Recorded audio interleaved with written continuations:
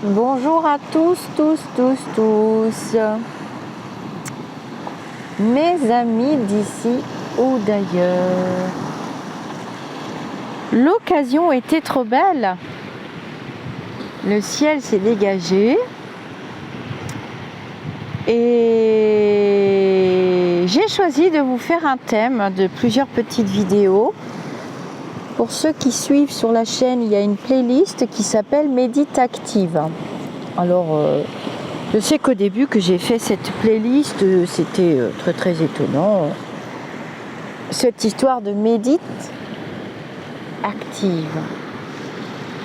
Alors je me suis dit, je vais chercher de la littérature, des livres, pour parler de la pleine conscience.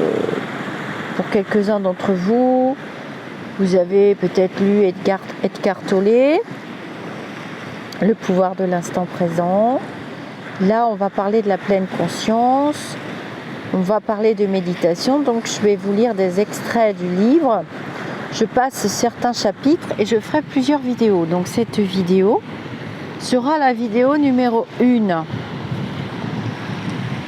Je vous lirai la 4e de couverture à la fin de la vidéo. Je vais juste vous lire je vais commencer la lecture directement avec les morceaux que j'ai choisis.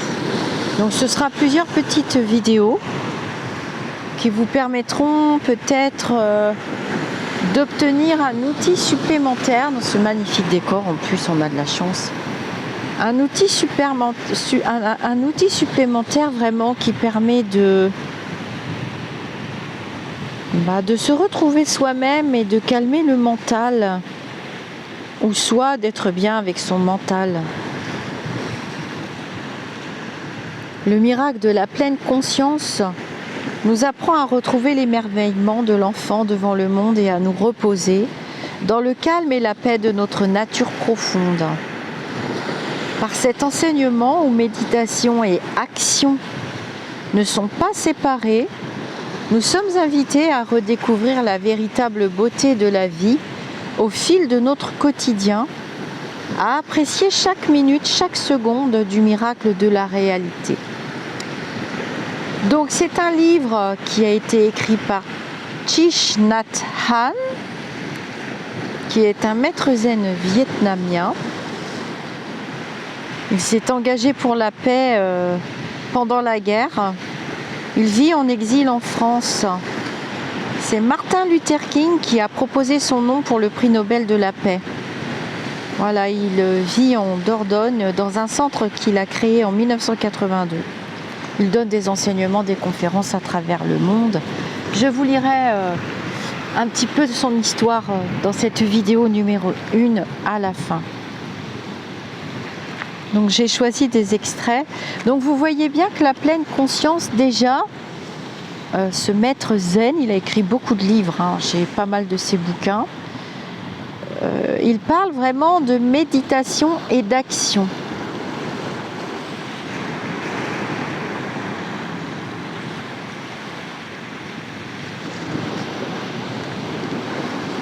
Donc la méditation,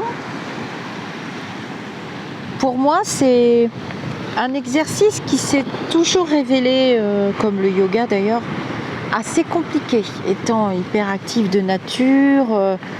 Et pourtant, on m'a recommandé des dizaines de fois de pratiquer la méditation.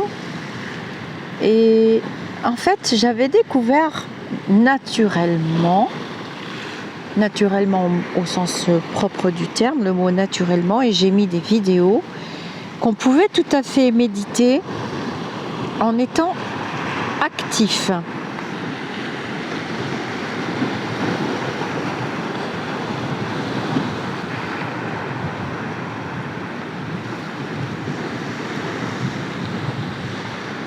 Par cet enseignement où méditation et action ne sont pas séparées, nous sommes invités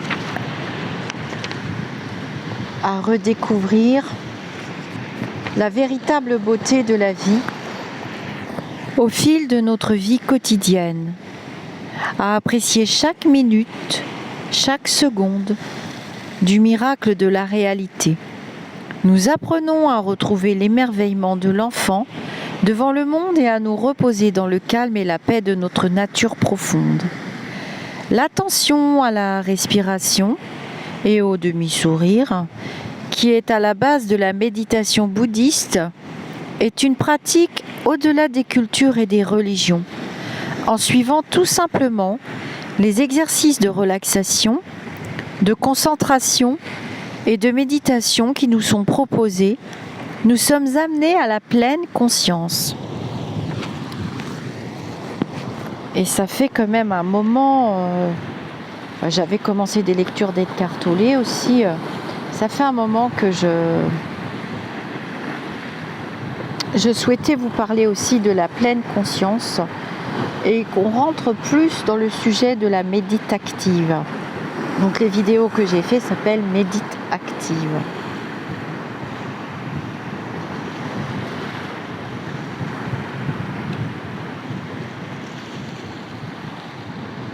Lorsque je suis entrée au monastère, il y a plus de 30 ans, les moines me donnèrent un petit livre intitulé « La discipline essentielle à usage quotidien », qui avait été écrit par le moine bouddhiste Dokze de la pagode Baosun.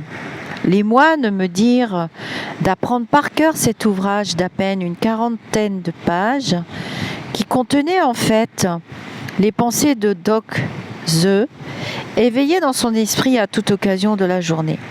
Par exemple, quand il se réveillait le matin, sa première pensée était « Juste réveillé, je souhaite que tous les êtres atteignent un niveau de conscience élevé et qu'ils perçoivent clairement la réalité. » Lorsqu'il se lavait les mains, pour s'établir dans la pleine conscience, il utilisait cette pensée « Me lavant les mains, je souhaite que tous les êtres reçoivent la réalité avec des mains pures. » Le livre était entièrement constitué de phrases de ce genre.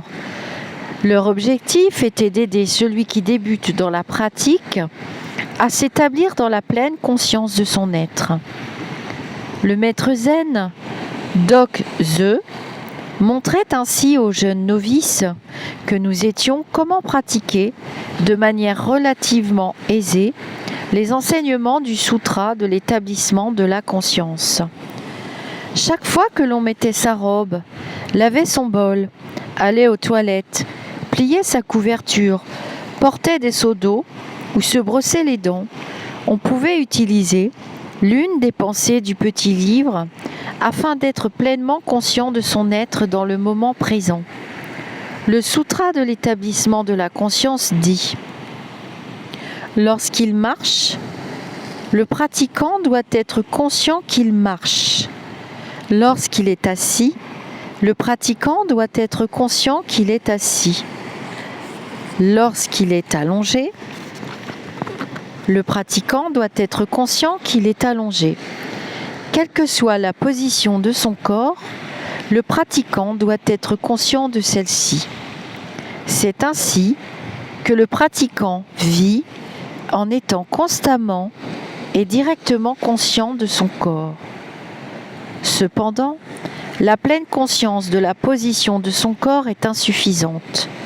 Nous devons être attentifs à chaque respiration, à chaque mouvement, à chaque pensée, à chaque sensation et émotion, en fait, à tout ce qui peut avoir un rapport avec notre être.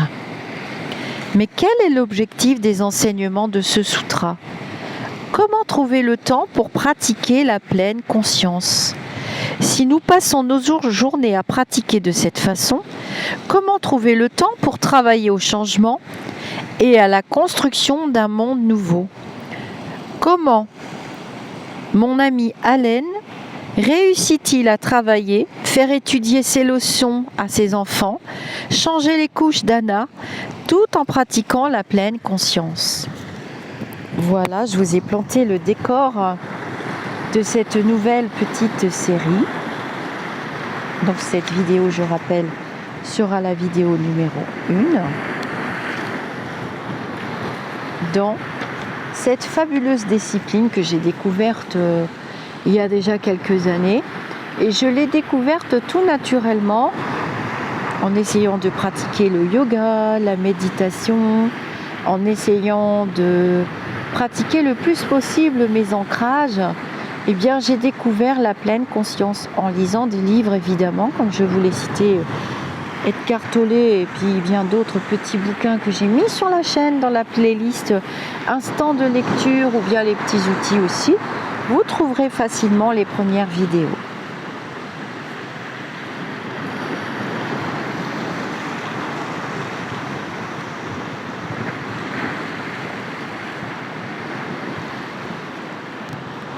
Donc vous profitez en même temps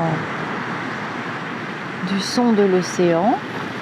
Déjà, s'asseoir près de l'océan, juste être dans l'instant présent, juste écouter et remarquer bien le mouvement des vagues, vous entrez déjà en méditation,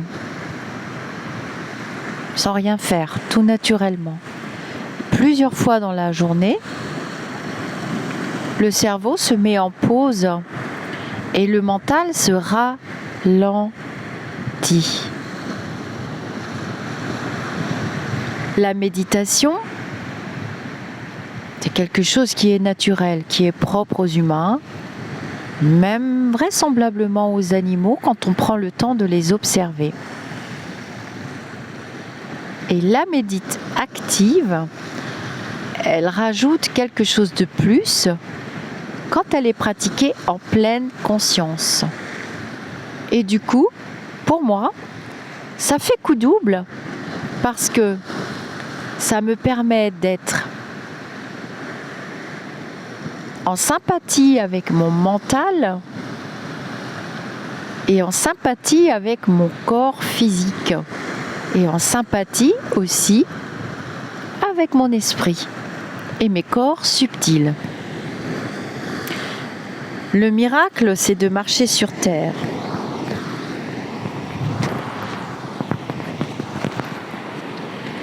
Vous pouvez pratiquer la pleine conscience lorsque vous vous promenez dans la campagne, marchant sur un chemin de terre entouré d'herbes vertes. Vous faites l'expérience, grâce à cette pratique, de ce chemin qui vous mène au village. Il suffit d'éveiller cette pensée dans votre esprit. Je marche sur ce sentier qui mène au village, qu'il fasse soleil ou qu'il pleuve, que le sol soit sec ou humide. Vous maintenez cette unique pensée, mais sans toutefois la répéter machinalement comme un perroquet. La pensée machinale, automatique, est à l'opposé de la pleine conscience. Si nous sommes véritablement attentifs en marchant, alors chaque pas que nous faisons devient infiniment merveilleux et la joie s'épanouit dans notre cœur comme une fleur, nous permettant de pénétrer le monde de la réalité. J'aime marcher seule dans la campagne, au milieu des rizières, sur les chemins bordés d'herbes sauvages. Quand je suis en train de marcher sur cette planète magnifique, à chaque pas, c'est en pleine conscience que je pose mon pied sur la terre. En de tels instants, l'existence est une réalité mystérieuse et miraculeuse. Habituellement, les gens pensent que marcher sur l'eau ou dans les airs relève du miracle. Mais personnellement, je crois que marcher sur terre est le véritable miracle. Chaque jour que nous vivons, nous sommes au milieu d'un prodige que nous n'apercevons même pas. Le ciel bleu, les nuages blancs, les feuilles vertes, les yeux noirs et curieux d'un enfant, nos propres yeux, tout est miracle. S'asseoir. Le maître zen, Dokze, dit que lorsque l'on s'assied en méditation, il faut se tenir bien droit et faire naître dans son esprit cette pensée. S'asseoir ici, c'est comme s'asseoir sous l'arbre Bodhi. L'arbre Bodhi est l'arbre sous lequel Bouddha a atteint l'éveil. Chacun de nous peut devenir Bouddha, un Bouddha. Toutes ces personnes innombrables sont parvenues à l'illumination et qui sont parvenues à cette illumination sont des Bouddhas. Et il est certain que beaucoup d'entre eux se sont déjà assis à l'endroit même où je me trouve en ce moment. S'asseoir au même endroit qu'un Bouddha procure beaucoup de bonheur. Et s'asseoir en pleine conscience signifie que l'on est devenu un Bouddha. Le poète Nguyen Quang Tru vécut cette expérience un jour où il méditait. Il vit soudain que beaucoup d'êtres assis s'étaient déjà assis à ce même endroit par le passé et que dans le futur, beaucoup s'y assieraient encore.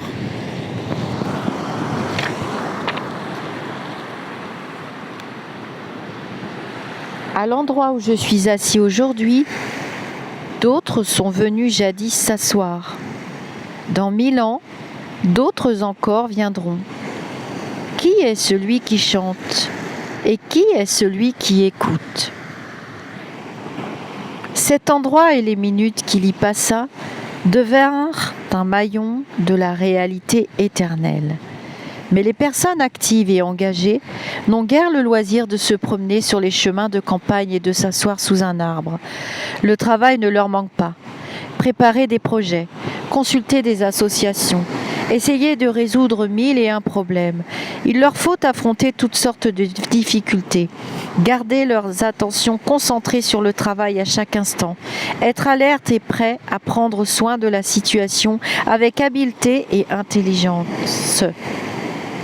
Vous pouvez alors me demander comment faire pour pratiquer la pleine conscience dans ces conditions.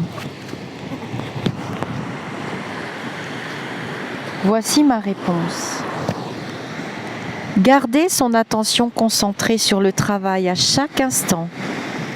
Être alerte et prêt à prendre soin de la situation avec compétence et intelligence. C'est cela même, la pleine conscience. Pourquoi cela serait-il différent de la présence d'esprit qui est nécessaire dans tout travail?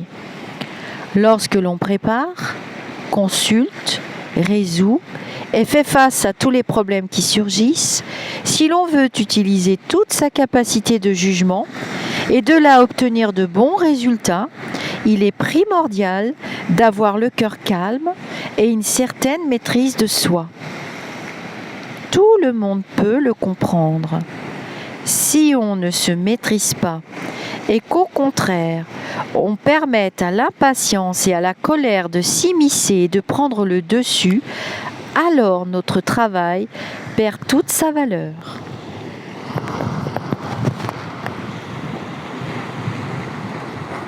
La pleine conscience est le miracle grâce auquel nous pouvons nous maîtriser et revenir à nous-mêmes. Imaginons par exemple un magicien qui couperait son corps en morceaux et qui placerait chacun dans un lieu différent.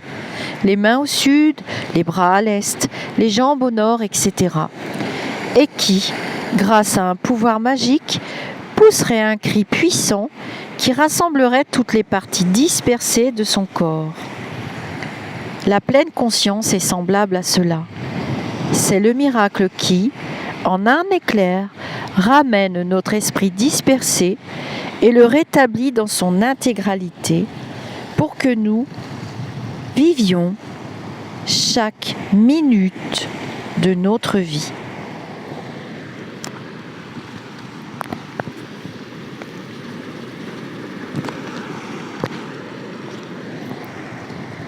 Contrôler sa respiration. La pleine conscience est à la fois le moyen et la fin, la graine et le fruit. Lorsque nous la pratiquons en vue de développer notre concentration, elle est une graine. Mais la pleine conscience est elle-même la vie de la conscience.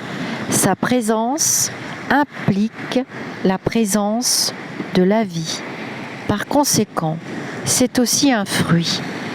La pleine conscience nous libère de la négligence et de la dispersion et nous permet de vivre pleinement chaque minute de vie. Pour maintenir la pleine conscience et prévenir la dispersion, nous nous servons d'un outil naturel extrêmement efficace, la respiration. La respiration est le pont qui relie la vie et la conscience, qui unit le corps et le mental. Chaque fois que votre esprit se dissipe, utilisez la respiration comme moyen de le ramener ici et maintenant. Prenez une longue inspiration, douce et légère, et soyez conscient du fait que vous inspirez longuement. Ensuite, expirez complètement en étant conscient de toute votre expiration. Le sutra de l'établissement de la conscience explique ainsi la méthode de l'attention de la respiration.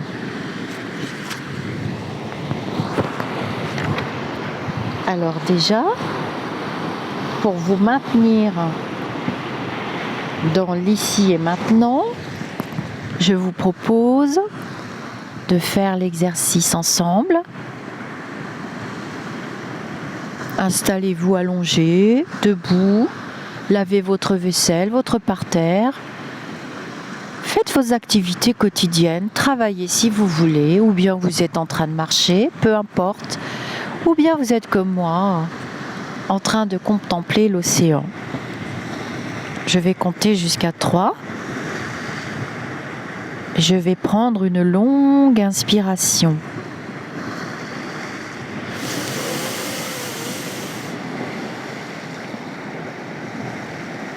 Et puis j'expire complètement en étant tout à fait consciente de l'expiration.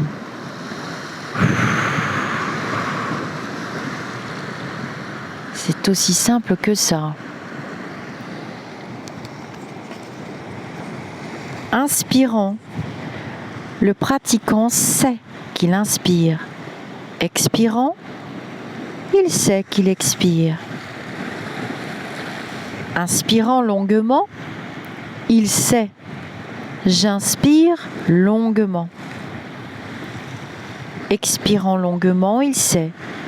J'expire longuement. Inspirant brièvement, il sait. J'inspire brièvement. Expirant brièvement, il sait. J'expire brièvement.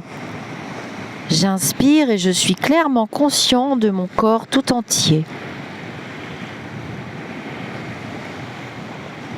J'expire et je suis clairement conscient de mon corps tout entier. J'inspire et je calme les activités de mon corps. J'expire et je calme les activités de mon corps. C'est ainsi qu'il pratique.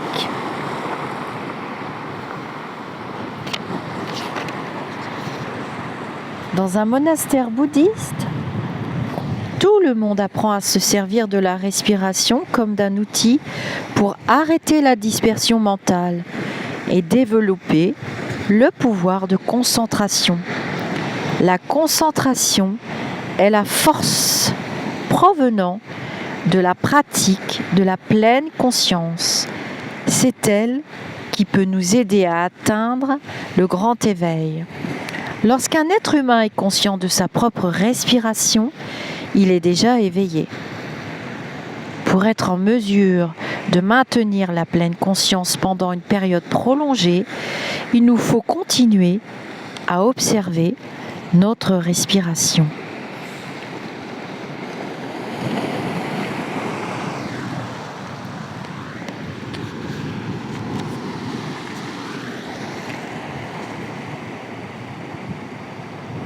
Admirez les feuilles de l'automne après avoir marché 10 minutes dans la forêt. Et restez attentif à sa respiration. En pratiquant la pleine conscience, vous vous sentirez alors vraiment rafraîchi et en pleine forme en quelques minutes. Vous entrez directement en communication avec la nature, avec les feuilles, les arbres, les éléments qui sont autour de vous, qui sont des êtres vivants, ou bien qui sont nécessaires à la vie.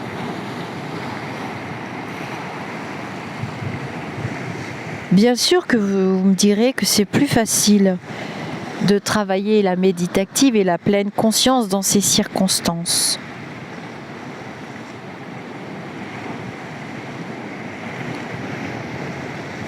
Bien sûr que c'est plus facile de travailler la pleine conscience, la méditative, dans des lieux de silence. Mais vous verrez qu'on peut tout à fait se mettre dans une bulle de lumière, de la couleur de votre choix, de ralentir l'activité du mental, de faire copain-copain avec Oscar. Vous savez que j'ai appelé mon ego Oscar. Et de revenir à l'instant présent. Vous allez assister à un spectacle magnifique. Si à ce moment-là vous pensez « j'aimerais qu'il s'arrête de parler », s'il y a trop de monde, admettons, ça fait partie d'un des exemples du livre, vous avez déjà perdu votre calme.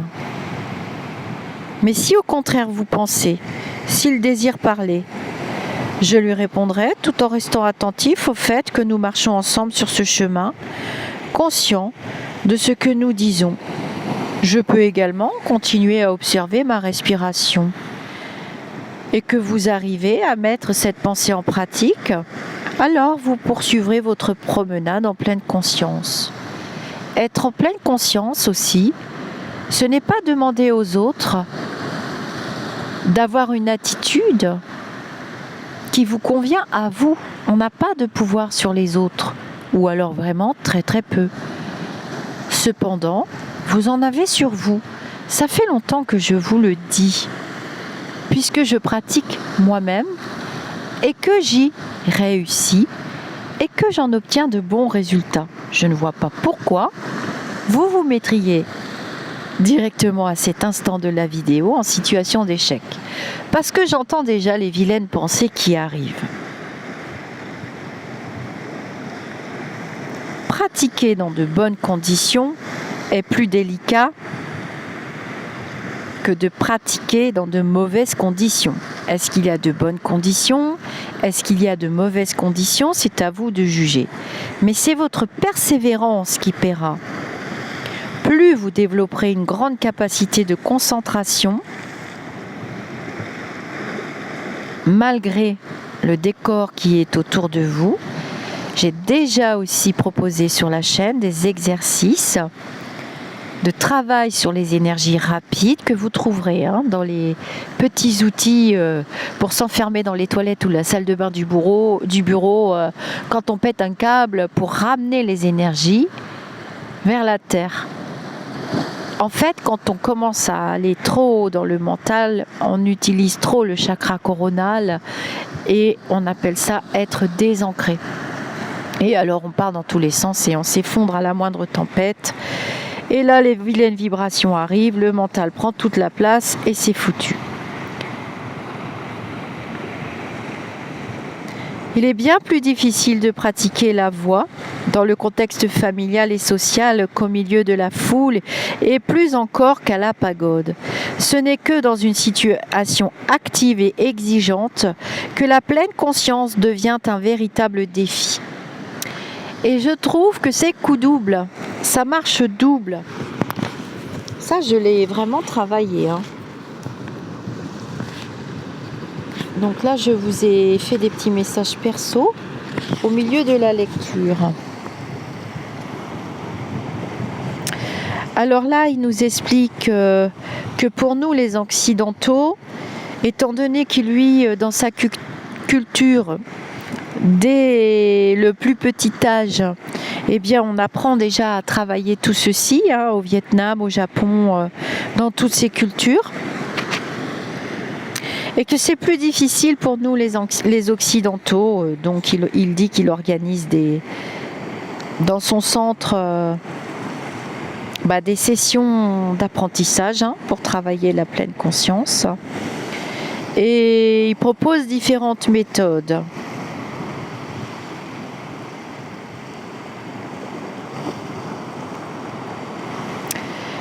Donc là, il a invité une personne à s'allonger sur la terre, sur le dos.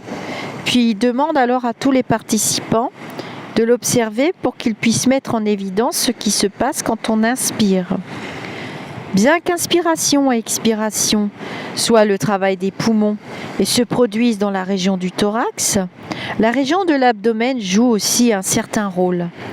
L'abdomen s'élève lorsque les poumons se remplissent. Au début de l'inspiration, l'abdomen ressort et aux 2/3 de celle-ci, il commence à s'abaisser. Ce qui explique ce fonctionnement est l'existence d'une membrane musculaire séparant le thorax de l'abdomen, le diaphragme. Lorsque vous inspirez correctement, l'air remplit d'abord la partie inférieure des poumons, puis la partie supérieure. Le diaphragme pousse donc vers le bas, ce qui fait ressortir l'abdomen. Lorsque l'air remplit le haut des poumons, la poitrine se gonfle et l'abdomen s'abaisse. C'est la raison pour laquelle les gens disaient autrefois que la respiration commençait au nombril et se terminait aux narines. Pour les débutants, la position allongée est très utile pour observer la respiration. Le point important est de ne pas trop faire d'efforts. Cela pourrait être dangereux pour les poumons, surtout lorsqu'ils ont été affaiblis par de nombreuses années de respiration incorrecte. Donc là, je ne vais pas entrer dans ces détails-là, surtout que nous sommes fin août 2022 dans une expérience post-Covid, justement liée à des atteintes pulmonaires pour certains d'entre vous. Je vais tourner un petit peu parce que le téléphone n'aime pas être face au soleil. Le tic-tac d'une pendule est parfois un auxiliaire précieux. Alors, si vous voulez pratiquer en un temps donné, c'est sûr qu'il vaut mieux vous mettre une montre ou un tic-tac. Moi, je n'aime pas particulièrement le tic-tac des horloges et même pas du tout. Je préfère pratiquer la pleine conscience en méditative, hein. Toujours avec une respiration. Alors, je pratique aussi la méditative quand je nage avec des palmes. Bon, je vais nager avec des palmes, j'écoute de la musique, je pratique la pleine conscience. Et j'écoute ma respiration et j'en profite pour pratiquer des temps d'accélération et des temps de ralentissement. J'utilise l'élément eau. Et je vous assure qu'au bout de 15 minutes, vous êtes tout à fait recentré. Votre respiration, elle doit être légère, régulière. Évitez le plus possible les saccades. Voilà. Votre respiration doit couler avec la grâce d'une rivière, avec l'aisance d'une couleuvre d'eau qui glisse silencieusement, non chaotique. Vous pouvez vous asseoir pour méditer ou pratiquer la pleine conscience en méditative et vous répétez le texte que j'ai mis, que j'ai lu tout à l'heure. 20 minutes de pratique, 10 à 20 minutes, ça suffit déjà pour faire copain-copain avec le mental, hein. On se sent vraiment bien. En plus, si vous avez disposé d'éléments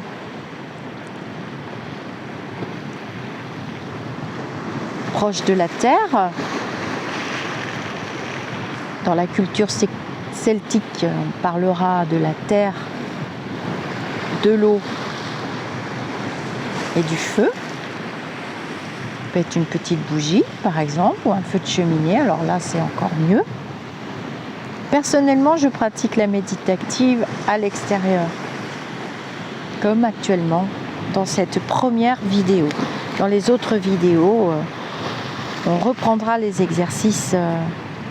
Je vais vous relire. Vous pouvez aussi compter la respiration. Quand on inspire, on compte mentalement 1, 2 ou 3. Et quand on expire, on compte le même compte. Personnellement, je ne suis pas une adepte. Ça me fatigue vite. Voilà, moi j'ai besoin que ce soit vraiment ludique.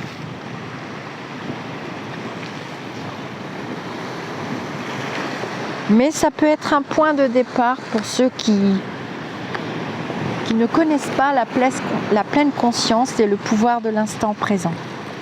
Alors, je vais vous relire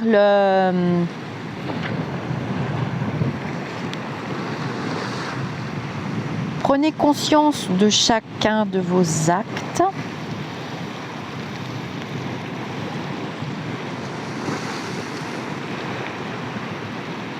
Et c'est peut-être en démarrant par le compte de la respiration que vous vous rendrez compte, en perdant le fil, que vous n'êtes pas pleinement conscient.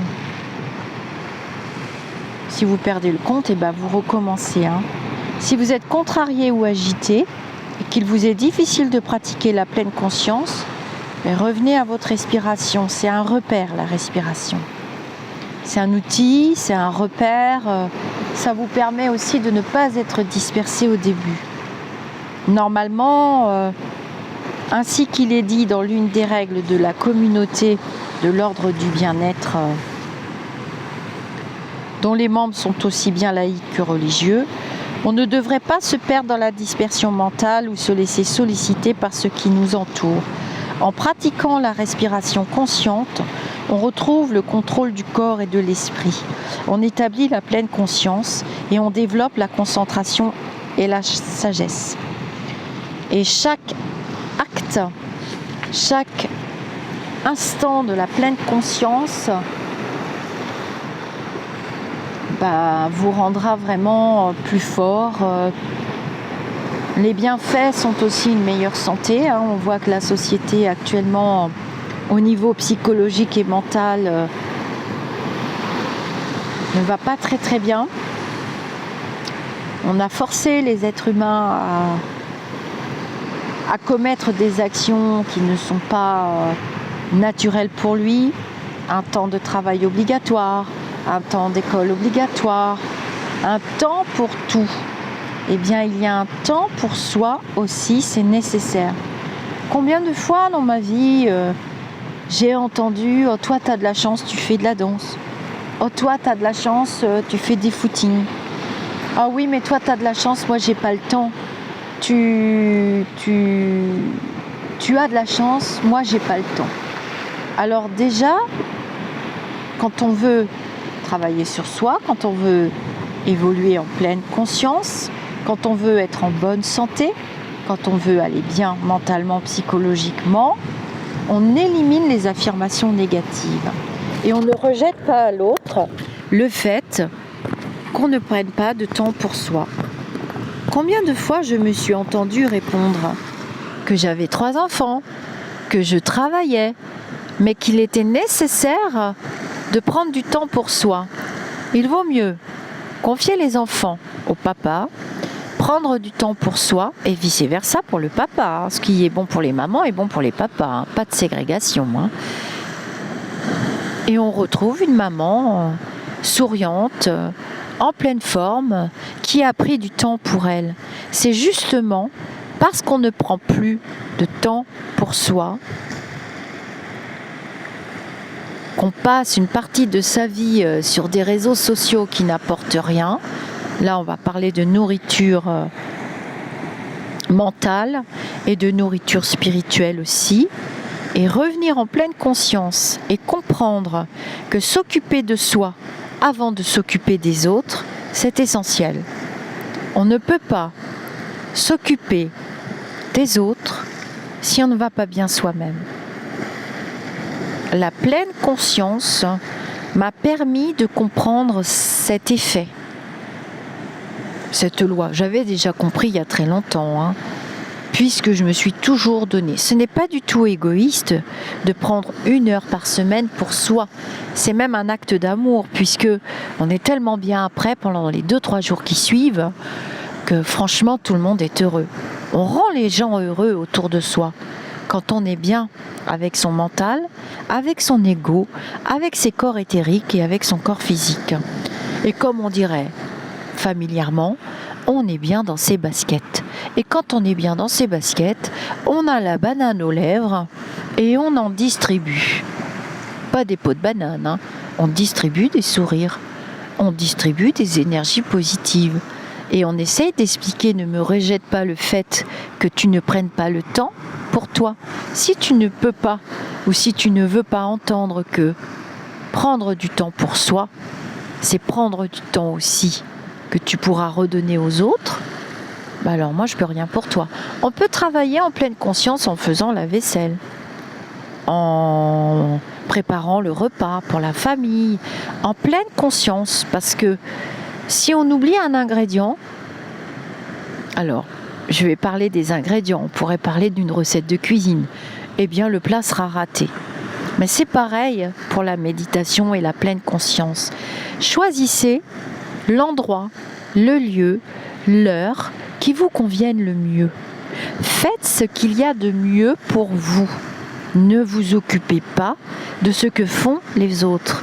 Et ce serait déjà un début que de prendre conscience que vous êtes la personne la plus importante au monde pour vous. Personne ne va le faire à votre place. Et j'ai remarqué que dans cette société, on vous apprenait à remettre à l'autre. On va vite voir un thérapeute. On court chez le médecin. On fait des tas d'analyses et on ne trouve rien. Alors je vous dis tout de suite que la médecine allopathique, la médecine normale, on va utiliser des mots normaux, eh bien ne serait-ce que pour les personnes qui souffrent de diabète, on prescrit des séances en rééducation encadrée au début de gym, de marche, de méditation, de yoga, de sophrologie. Tout ce qui va permettre à la personne de s'occuper d'elle et de ses corps, ses différents corps en fait. Et ça, c'est très difficile à comprendre quand on court à 400 km/h toute la journée, qu'on a les enfants, qu'on a ci, qu'on a ça, ou qu'on n'a pas les enfants, mais qu'on a un boulot, nanani, nanana, nanana. Mais déjà, mettez un compteur à votre téléphone portable et regardez tout le temps perdu à lire des âneries à droite à gauche, à écouter des sornettes à la télévision qui vous salissent l'esprit et vous mettent des pensées négatives et les gens deviennent agressifs. Depuis que je vis ici cet été, j'observe la nature et j'observe les êtres et je ne sais pas ce qui se passe. Je me suis fait agresser violemment plusieurs fois alors que j'avais rien fait du tout. Les gens remettent la responsabilité à l'autre et nous renvoient une énergie qui ne nous appartient pas. Donc, on peut commencer à travailler en pleine conscience et prendre conscience de l'état psychologique pitoyable de la population. On va prendre la France, on va prendre ce qu'on connaît, on est en France.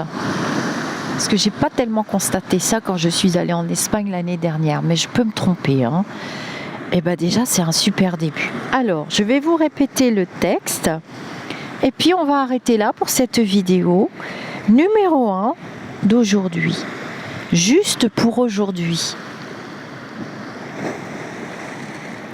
Inspirant, il ou elle sait clairement qu'il inspire. Expirant, il sait clairement qu'il expire. Inspirant longuement, il sait J'inspire longuement. Expirant longuement, il sait, j'expire longuement. Inspirant brièvement, il sait, j'inspire brièvement. Expirant brièvement, il sait, j'expire brièvement. Il utilise la pratique suivante. J'inspire et je suis clairement conscient de mon corps tout entier. J'expire et je suis clairement conscient de mon corps tout entier. Puis j'inspire et je calme les activités de mon corps. J'expire et je calme les activités de mon corps. Après 10 minutes à 20 minutes de pratique, vos pensées seront calmées. Voilà. Prenez pleinement conscience de l'être que vous êtes. Prenez pleinement conscience que vous êtes le co-créateur de votre santé psychique et physique. Vous êtes libre de mettre dans votre estomac physique, celui qui appartient à votre corps humain, qui va transformer les aliments en énergie avec la très belle machine qu'est votre corps humain. Les aliments ont une énergie. Si on en met trop, le corps va les stocker, on deviendra gros. Si on n'en met pas assez, il y aura des carences, le corps va appeler au secours. Mais c'est la même chose pour votre estomac spirituel. Vous êtes libre de nourrir correctement votre estomac spirituel et ça peut commencer et ça doit commencer. Je vous conseille que ça commence par l'étude de la pleine conscience, de l'instant présent.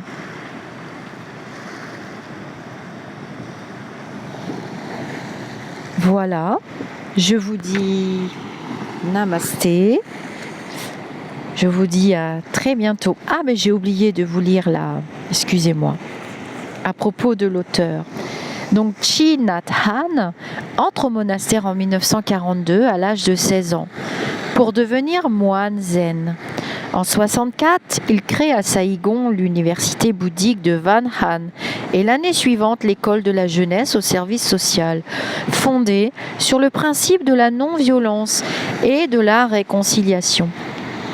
À cette époque, une guerre effroyable déchire le peuple vietnamien et l'école se donne pour but de soulager les souffrances des victimes et de travailler à la réconciliation et à la paix. Les jeunes qui y sont instruits s'occupent de reconstruire les villages détruits, d'ouvrir des dispensaires et des écoles et d'organiser des coopératives agricoles. Leur non-discrimination et leur absence de parti pris pour l'un ou l'autre des belligérants provoquent l'hostilité et nombre de ces jeunes Vietnamiens y perdent la vie. Invité aux États-Unis en 1966 pour y présenter un rapport sur les atrocités de la guerre, Thich Nhat Hanh est amené à rencontrer le ministre de la Défense McNamara, qui démissionnera de ses fonctions quelque temps après. Le moine chrétien Thomas Merton, ainsi que le pasteur Martin Luther King, peu de temps avant d'être assassiné, ce dernier proposera Thich Nhat Hanh pour le prix Nobel de la paix. Pendant cette visite en Occident, Thich Nhat Hanh apprend que le gouvernement sud-vietnamien s'oppose à son retour au Vietnam. Dès lors, il enseigne à l'école pratique des hautes études à Paris et voyage fréquemment aux États-Unis et dans différents pays d'Europe pour y animer des conférences et des stages de méditation.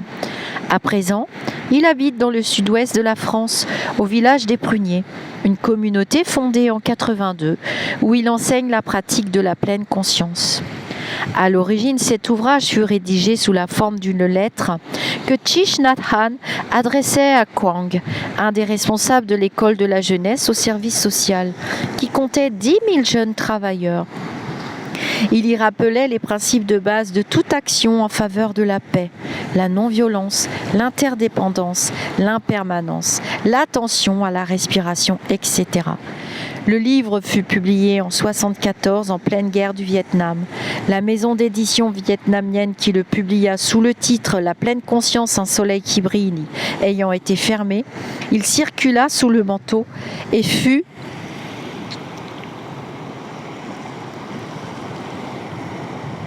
souvent recopié à la main. Depuis, il a été traduit dans une quinzaine de langues. Les principes simples et directs énoncés dans le miracle de la pleine conscience sont universels et chacun peut y découvrir des trésors sans pour autant connaître la tradition zen vietnamienne ou la pensée orientale. Les étudiants bouddhistes confirmés qui découvrent la tradition du bouddhisme zen vietnamien s'apercevront que les écoles Theravada, Mahayana, étaient représentées au Vietnam et qu'elles y sont influencées mutuellement. Voilà pour la présentation. La pleine conscience est le miracle grâce auquel nous pouvons vivre pleinement chaque instant de la vie, que ce soit en mangeant une mandarine, en jouant avec des enfants ou en faisant la vaisselle. Les principes simples et directs qu'énonce le célèbre maître zen sont universels et chacun peut y découvrir des trésors. Par cet enseignement, où méditation et action ne sont pas séparées, nous sommes invités à redécouvrir la véritable beauté de la vie au fil de notre quotidien, à apprécier chaque minute, chaque seconde du miracle de la réalité. Donc voilà, donc j'ai lu plusieurs de ces livres. J'ai d'autres instants de lecture prévus avec ce grand maître zen.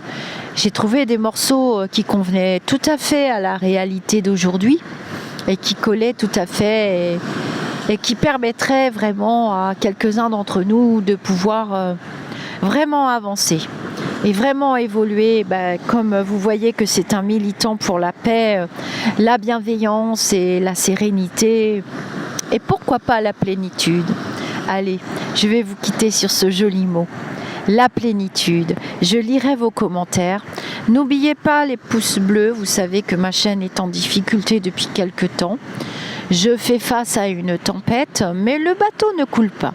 Grâce à nous tous, n'oubliez pas les petits pouces bleus. Je sais qu'on regarde les vidéos et qu'on n'y pense pas forcément. Vous pouvez vous abonner pour recevoir une petite notification quand je poste une vidéo. Peut-être que ce ne sera pas votre sujet de prédilection, puisque vraiment le nombre d'abonnés augmente, mais le public est très très hétéroclite et varié. À mon image, j'ai un grand goût pour beaucoup de choses agréables dans la vie, évidemment. Et je m'étais engagée à les partager sur la chaîne et voilà, donc vous abonner, ça vous permet aussi de discuter dans les commentaires. Non, c'est d'avoir un compte YouTube.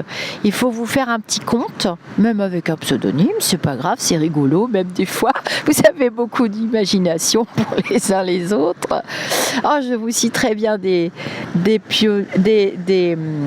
pseudonymes rigolos. Alors, il y en a un qui s'appelle un pseudonyme, donc il n'y a pas moyen. Il y en a un autre, c'est Sam Lucarne. Vous voyez, je mémorise quand même. Il y a notre clochette Fémaline. Il y a Grain de sable dans l'univers. Il y a Philomena. Il y a Lilubellule. Qu'est-ce qu'il y a encore de très rigolo comme pseudonyme? Oh, vous avez une imagination plus que fertile, donc vous voyez, vous pouvez prendre un pseudonyme ou bien mettre votre prénom et votre nom. Un compte mail valide pour recevoir les notifications. Bon, ça débloque un petit peu en ce moment les notifications. Et puis participer au direct. Parce que quelquefois, je fais des directs et du coup, vous pouvez poser des questions, échanger, rencontrer. Vous avez également à votre disposition le groupe Facebook, Au-delà du spirituel. C'est pareil, on échange